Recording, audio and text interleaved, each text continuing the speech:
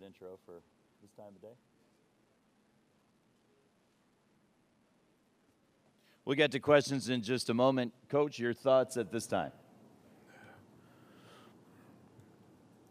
Well, the best thing about this, just to keep coaching these guys. You know, we don't want it to end. Looking forward to today, another practice, and then tomorrow, more preparation, and ultimately a game. So, you know, those of us in college basketball, when you talk about that Monday in April, it's a special day. So, just so pleased to be coaching these guys on a Monday night.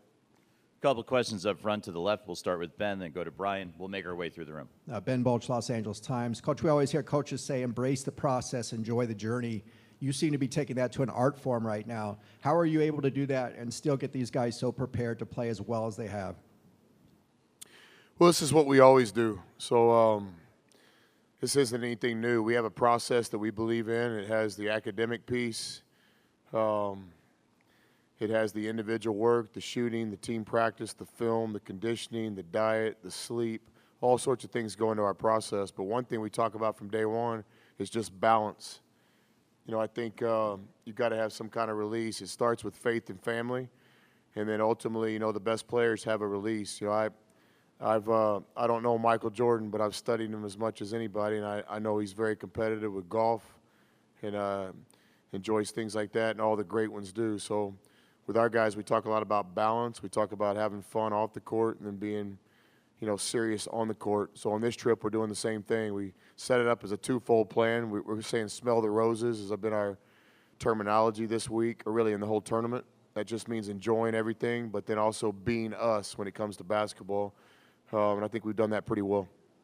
That same area of the room, Coach, Brian?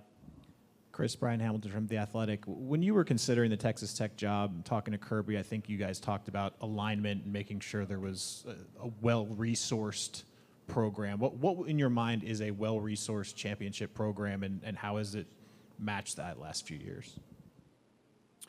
Yeah, when Kirby and I met, it was a real simple conversation, and we just wanted to make sure we were on the same page. But our expectations were to try to compete for championships and to have the resources and the mindset and the vision to do so.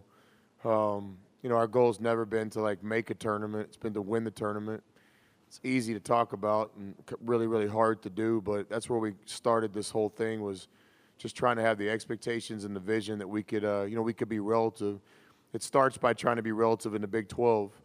You know, if you can get in the top half of the Big 12 and compete, then you can beat anybody once the tournament starts. That's been proven several times in recent history here. So, yeah, the big thing with Kirby and I think we just shared the vision that we could be relative in the Big 12, which could ultimately mean we could be relative nationally. On the left side.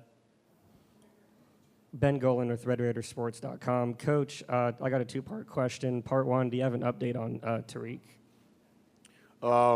No. Okay. And part two, you've said all year that the reason Matt Mooney and Tariq came to Tech is to play in big games in the NCAA tournament. So their performance last night, they were both outstanding. Is that why you recruited them to Texas Tech?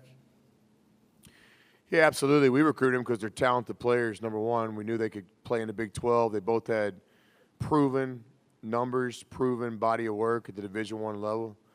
But the big opportunity at Tech, and I don't want to speak for those guys, is they know how much we lost from last year's team with Zach and Zaire, Justin, Tommy, Naeem, and Keenan leaving.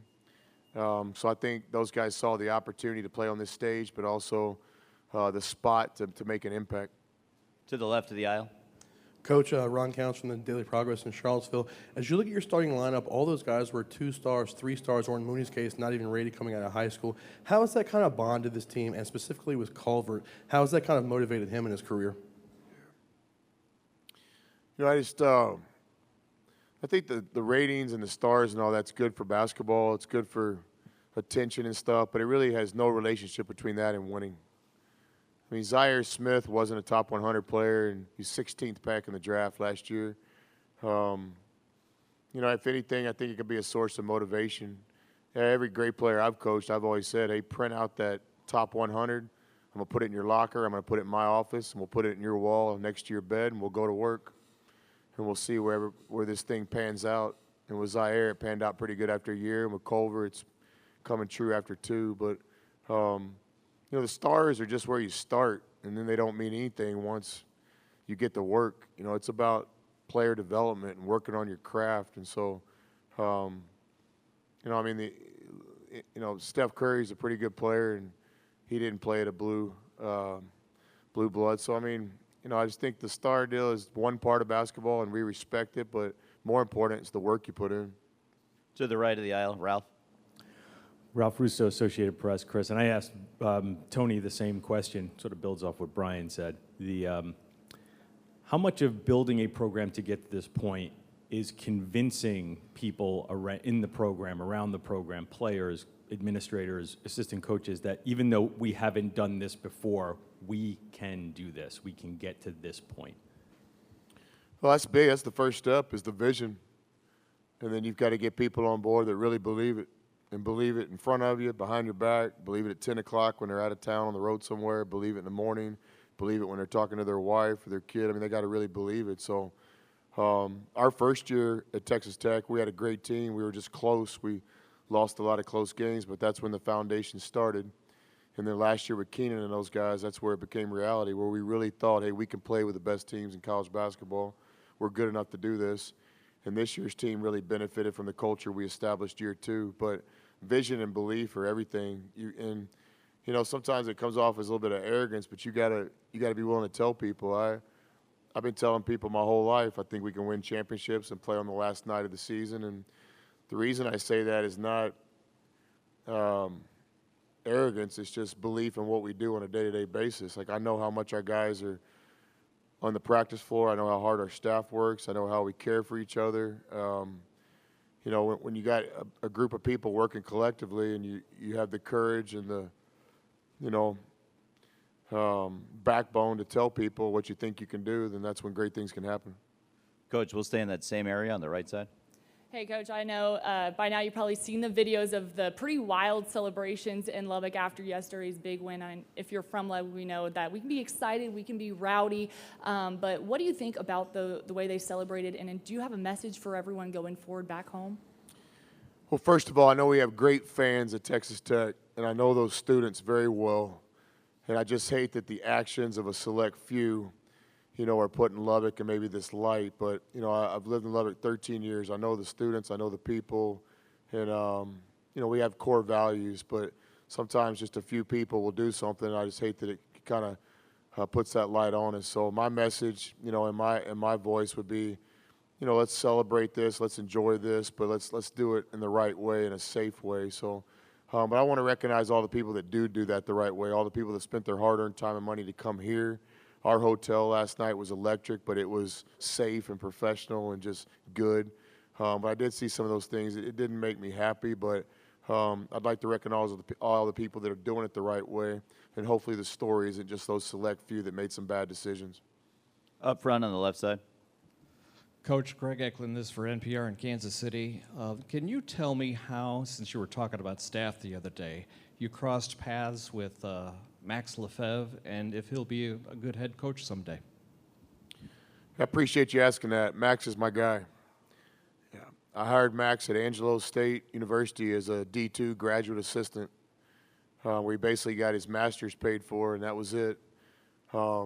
He came recommended to me through some basketball people I trust. Max and I talked on the phone every day for about 40 days, a month, and about 10 days. And it's one of the only times in my coaching career I've ever hired anybody kind of sight unseen. Just because of the resources at that level, I don't even think we had a face-to-face interview. But I just had a feel for Max on the phone. Everything he said he would do in those 40 days, he did. Hey, Coach, I'll call you at 9:30 tomorrow. 9:30, the phone rang. Coach, I'll send you that tomorrow via email. And I just had a good feel. Sometimes like in recruiting with players, you just have a good feel. But Max is special. He's contributed to NCAA tournaments at Angelo State. He's contributed to championships at Little Rock and Texas Tech. We've graduated every player since Max has been with us. He's a special player. He's a special person. He relates to the players, and he's a mentor to them. He's not in a coaching role right now, but he was able to coach at Angelo State, so I've seen him in both avenues. But Max is going to do whatever he chooses to do in college basketball. He's a rising star. We're going to move over to the right side, to the left of the aisle. Dan. Chris, Dan Wolken, USA Today. Pace and space is kind of a buzzword in basketball, but when you watch your team play, you guys don't really give people a lot of space. Why is your style so effective in the college game right now? Offensively or defensively? Give Dan the microphone again. No, defensively, yeah. Yeah, I know.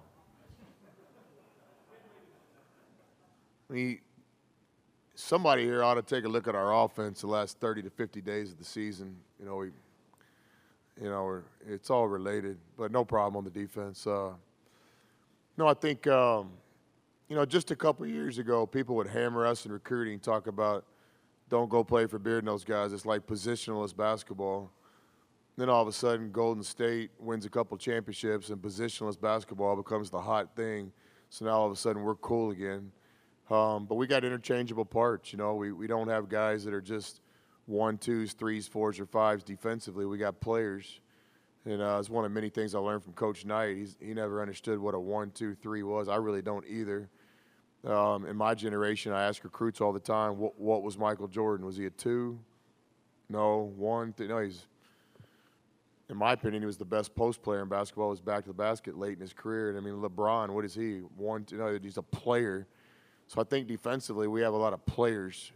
We're not in, much positions. This allows us to switch and guard different people and stuff like that. So that'd be one part of our defense that I think is pretty good, and we try to recruit to it. On the right side of the aisle, Jim. Thank you, Coach. Jim Roop with Westwood One News. Earlier this week, you mentioned in preparing you had 1 week to prepare for Michigan State, and you watched every game, every news conference. Now you have a day to prepare for this game. The challenge in that? It's very challenging. It's kind of a unique part of our sport. But we've been here before. We've had 5 one-day preps this year. I think we had 3 one-day preps in the Big 12, playing Saturday and then Big Monday. This year was the first time since Coach Knight was in Lubbock. We had 3 big Mondays in Lubbock. So we just rely upon that experience. I think in coaching, in your preseason and your non-conference, you're trying to do everything to prepare for what could happen, and we've done that. So sometimes we'll schedule games back-to-back. Sometimes we'll do the one in between. And so we'll just rely back on our experience. So the last thing we told the team last night is we reminded them that we've been in this situation before. We show the guys kind of visibly on the board how many sessions they're going to have between bed last night and tip-off Monday, and we'll just rely on that experience. But it's very, very difficult. Now, it is kind of a staff collaborate effort now. As you go through the tournament, you got different guys working on different games, but now everybody in our program is working on Virginia. So, but no advantage or disadvantage either way because both teams are in it. But it is a challenge. It's different when you have a week to prepare for somebody versus 1 day. On the right side, Kevin. Yeah, on that, Kevin Brockway, CNHI Indiana, on that subject of preparation, any early feel about the pack line, just how to approach it, how to deal with it? It's really good. It's as good as advertised. I've watched a lot of Virginia games this year just as a fan. And then, from time to time, we'll come in the office in the morning and somebody will be like, man, did you see they gave up 11 points in the first half last night? And we'll run to the film room and we'll watch a little tape. So I've been following this since Coach was at Washington State, just as a fan. When I coached in Division II, we would always take like one team a year and just kind of follow their journey. So, I've gone through a season before with Duke. I've gone through a season before with Michigan State. I kind of watched the season, and we did about a half a season one time with Virginia. So obviously it's no secret, you got to move the ball around. You can't just come down and make one pass and go get a basket. So I think our ability to kind of move the ball around and get the defense shifting will be, big for us. On the right side up front. Coach David Collier from WC in Lubbock. At what point does everything that everybody's saying nationally about you guys go from motivation for you guys to frustration? And do you think you guys are finally getting credit after last night's win, or are there still plenty of doubters out there? I just, we do a deal called a thankful text in our program. Time to time, we'll just come to the locker room, everybody grab their cell phone, and we'll send a thankful text. I think the foundation for every championship team isn't style of play. It's not coaching. It's not players. The game changes. But I think anything any championship team ever has is a positive foundation. And to me personally, I've always thought positive foundation comes from understanding how lucky we are to be healthy, to be in this country, to be working in this game we all love. And so I think one of the best things you can do is just thank somebody from your past. It's very difficult to go out and be in a bad mood and have a bad practice if you send 2 thankful texts to people in your past. For me, a high school coach, my daughter, just anybody. And one thing I always tell the guys is, man, you got to thank the haters too. I think maybe Jordan in his Hall of Fame speech said that, and I get great motivation for the people that tell us what we can and can't do. So, just keep, just don't pick us again in this game. We'll see what happens. Right side to the left of the aisle, Allison. Coach Allison Williams, ESPN. Up here. It seemed each one of these teams had their famous alumni in the stands cheering them on. You guys had Patrick Mahomes. What did that mean to you guys and to have him firing up the team the night before? Yeah, with Pat, it's just like personal because he's friends with these guys. Norrance was at Tech playing when Pat was playing quarterback for us, so they're just friends. But I've said it before, and it never gets old talking about it. Pat Mahomes is big time. It's not fake. It's not fluff. He has not forgotten where he come from. And it's not just Tech athletics. It's the school. It's the community. It's our university. He's as good as I've ever seen in terms of not forgetting where he comes from and having a real love for Texas Tech and West Texas. So for him to be at this game and talk to the team briefly yesterday was really, really cool. And he supported us last year too. I forget if he was in Dallas or Boston, but he was in one of those. He's been great. Only problem I have with him is we can't get him on the fireside chat yet, and I'm going to continue to try to do that. Coach, back to the left of the aisle toward the center. Coach Mike Leslie from WFA in Dallas. You talked about it a little bit earlier about everybody talks about your defense, and deservedly so, but the offense that you guys brought to the table last night, hit 9 of your first 11 shots in the second half, the 2 big shots Culver hit late to clinch it. What are the elements of your offense that maybe aren't appreciated? Thank you for that question. No, it's all related. I mean, you can't have a good defense if your offense doesn't, go hand in hand. You can't be great offensively unless your defense. I worked for Tom Penders at Texas, and we were explosive offensively, but our defense is creating turnovers. It's creating 33% of our offense. These great defensive teams like Virginia, this offense is contributing to the defense. It all goes hand in hand. So I've never been a big believer if this team has this identity or this identity. It goes hand in hand. The best offensive teams in college basketball have defenses that contribute to that, and the best defenses in college basketball have offenses. It's like, it's like in football. The defense has got to get some stops, and on offense you got to keep the defense on the field a little bit, and it's all kind of related. But I have a lot of confidence in our team offensively. We have great players. We can score on all 3 different levels. We have, in my opinion, 5 green light shooters on this team. We've got ISO guys, and it's just been kind of a journey for us. When you get all these new players and you have 30 days to practice, but you really don't have 30. It's another NCAA rule that's just not true. 2 of the 30 are your closed-door scrimmages or your exhibition games. That's 28. No coach goes hard the day before you play a game, so now it's 26. And somewhere along the road, you're going to have some teaching practice. So really for us, we normally get 20 practices before we play our first game. When you got new pieces, we get the defense going a little bit ahead, and the offense takes time. But it's always been our plan to be a good offensive team by February and March, and I think we are. Coach, on the left side, Joe from Philadelphia. Joe Giuliano, Philadelphia Inquirer. Chris, another Matt and Tariq question. How are they able to adapt to your culture so quickly, and what have you seen as their most important contributions to your team this year? Well, they fit in and contributed so quickly because they wanted to. And I said it before, when you recruit guys, if you'll listen, the first 3 or 4 phone calls you'll have with a guy, if you'll listen more than you talk, you can tell exactly what a guy's about. And a lot of times in recruiting, a guy wants to know about your roster and how many touches he can get and how many minutes and shots. And there's nothing wrong with that. There's a personal part of recruiting. Everybody has a right to do that. I mean, there's a real selfishness to be great in this. You've got to find a spot that fits for you. But it's a fine line. As coaches, you want guys that want to win. And with Matt and Tariq, it was just unbelievable recruiting. Once they got their releases or declared themselves as grad transfers, both guys just want to talk about winning. I mean, all of our conversations, I kind of keep notes when I talk to guys, especially when I'm recruiting a lot of people, so I can kind of get my mind right before we have the next conversation. But I listen a lot more than I talk early on. Believe it or not, in these situations, I sit up here and talk. But Matt and Tariq, all they wanted to know, man, is could we get back to the NCAA tournament? Losing so much from last year's team, did I really believe that we could get back to this stage? But those guys are two of the most unselfish people I've ever recruited. It's not about them. Like, I remember an early season game in November. We're coming back down the tunnel at the USA in Lubbock, and we just won a game. And I'm looking at the stat sheet, kind of walking back to the locker rooms. Always want to give the guys one mathematical part of the game. And Tariq had only scored like 2 baskets and gotten a couple rebounds, didn't play many minutes, probably a coaching mistake. And you always wonder what that locker room is going to look like when you get in there. Man, Tariq's jumping up and down like he hit the game winner, hugging the guys that played more minutes than him. And I told Mark Adams right there, this team's got a chance. This unselfishness is not fluff. This is real.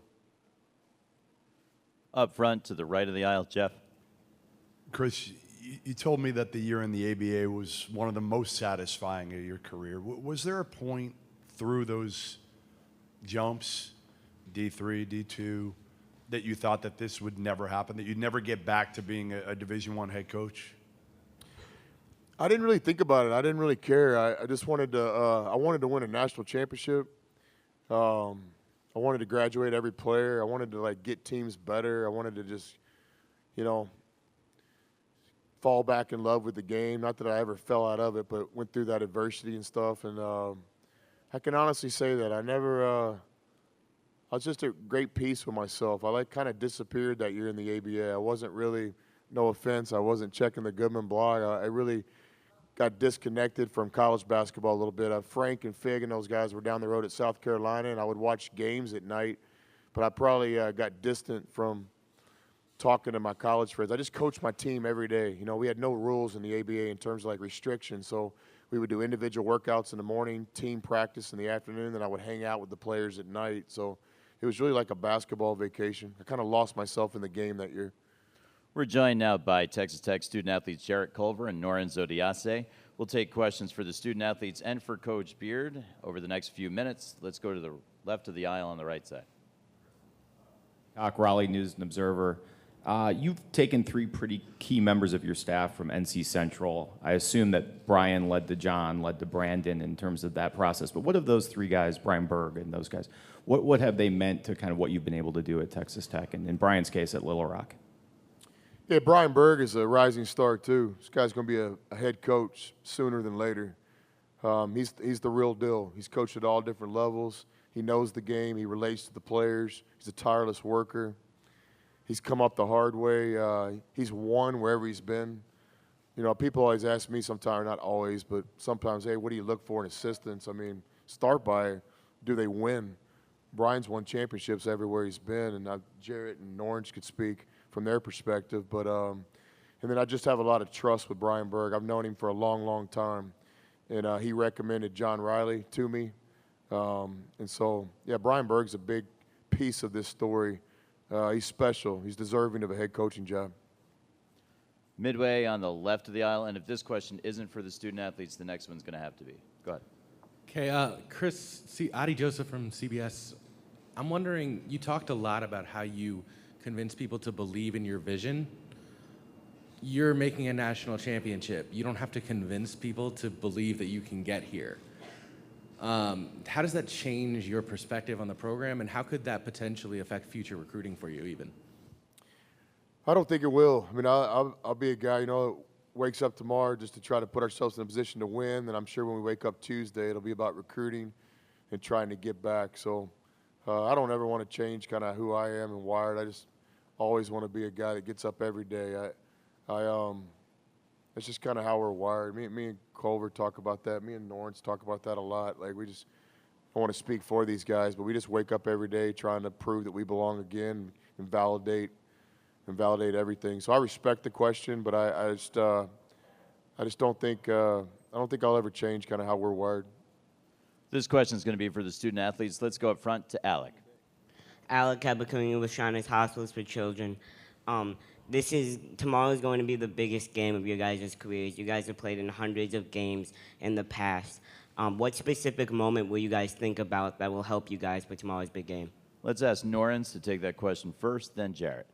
Really the journey, everything that took us to get to this point, the process, the blood, sweat, and tears that got us to this moment. We don't take the process for granted, the long road that it took to get here, battling with your family, with your brothers to get here. So that'll all pay off tomorrow. We just got to stick to the process and do what we do best. And Jarrett, what will you think about? Yeah, like Norris said, just the journey. And I mean, we started this summer, came together, and our chemistry just keeps growing each and every day. So, I mean, we all playing for our brothers and playing for each other. So we got one last game, and it's for the national championship. Center of the room. Coach, Joe Yeager inside the Red Raiders. What is your definition of a tough basketball team? I like the hat, man. Be you. You know, when I think of toughness, obviously it's the physical part, but if you don't have that, you can't even compete at this level. But it's, you know, having the physical makeup. But then to me, it's mental toughness. You know, it really is. I think for the most part, when the ball goes up, every game, teams have enough physical talent to get it done. It's just the mental part of the game, and that's why I have so much respect for Virginia. I mean, I've never seen a more mentally tough team. You think about how their season ended last year, and then to be right back here 1 year later, that's just incredible mental toughness. They've had the 2 games in this year's tournament run, you know, that you've got to give yourself a chance all the way to the end. That's mental toughness. When you have these grind-out long possessions, that's mental toughness, the discipline they play with. So, you know, just like with Michigan State, you know, I said there's no way we're going to out-tough anybody. We got to match it. You know, I don't think we're going to out-tough Virginia's mental toughness. We just got to match it. All the way to the right, toward the front. Yeah, Chris and Norrance, the things you guys have talked about, the self-sacrifice in the name of excellence. I'm wondering a couple of things: when the moratorium on the desserts and the beer will end, and also what effect do you think the self-denial can have on the program going forward? Norrance, do you want to talk about mobile phones first? It just gives a chance to get some rest. It's discipline. Whenever you have discipline, it can lead to great things. For our younger guys, even for our older guys, it's a good reminder just to keep your phone away. Don't listen to distractions, things like that, and just lock in the game plan and get rest. And that's really helped us this season. Coach. Yeah, exactly. I mean, this is just like today's world. You know, these guys can't put their phones down. And I see it with my own daughters and stuff. And, you know, a lot of times a guy will put his phone down but leave it on. He thinks he's getting good rest. You're not. You know, sleep is where you sleep. It's a part of our process. You ask the average person how much they sleep, they don't really know. Ask Kobe Bryant how much he slept when he was an NBA player. He'll tell you to the minute. And so, first of all, it's just a part of our process, and the cell phone keeps us from getting the sleep that we need. And then just this time of year, it's just human nature, you know, to read all these things about yourself. But our deal is we came here to play 80 minutes of basketball. Now we got it down to 1 day prep, and we just any 5 minutes that our guys are sitting there reading something, I'd rather them be sitting there, you know, reading something about Virginia on the video screen. So it's just simply about eliminating distractions is what it is. Up front, left of the aisle, Allison. Hey guys, this is for both of you. I asked Coach this already, but just what it meant to have Patrick Mahomes before the game kind of firing you guys up out there in the crowd. And I know you guys have a bit of a history with him, so just what it's meant to have his support. Norrance first, please, then Jarrett.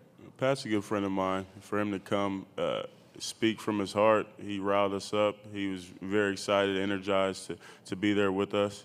He's a great ambassador for Tech Athletics, not only us, but other teams. And so he's just been great all year for us and other teams. Jarrett.